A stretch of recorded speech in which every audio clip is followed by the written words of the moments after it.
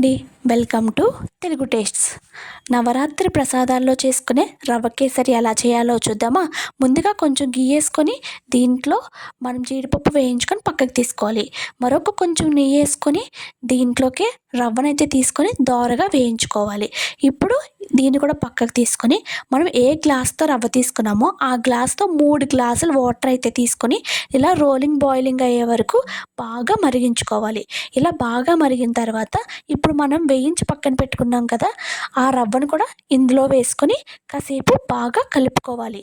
ఇలా కలుపుతూ వేసుకోవడం వల్ల ఏమవుతుందంటే మనకి ఉండలు కట్టకుండా ఉంటుందన్నమాట. అందుకు మనం ఇలా వేసుకుంటూ ఉండాలి.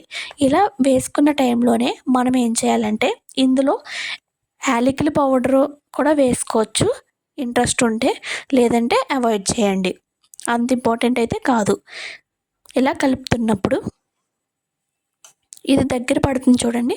ఈ దగ్గర పడుతున్నప్పుడు ఇప్పుడే మనము ఇందులోకి మనం ఏ గ్లాస్తో అయితే రవ్వ తీసుకున్నామో సేమ్ అదే గ్లాస్తో మనం షుగర్ తీసుకుంటే కరెక్ట్గా సరిపోద్ది. మీకు ఇంకా ఎక్కువ స్వీట్నెస్ కావాలంటే కొంచెం ఎక్కువ వేసుకోండి, లేదంటే సేమ్ అదే గ్లాస్తో తీసుకున్నామంటే మనకి ఎనఫ్ అనమాట. ఇప్పుడు బాగా కొంచెం దగ్గరికి అయ్యే వరకు కలుపుకొని మనం ముందుగా వేయించి పెట్టుకున్న జీడిపప్పును కూడా దీనిపై వేసుకుంటే మనకి ఎంతో టేస్టీగా ఉండే రవ్వ కేసరి అయితే రెడీ అయిపోయింది.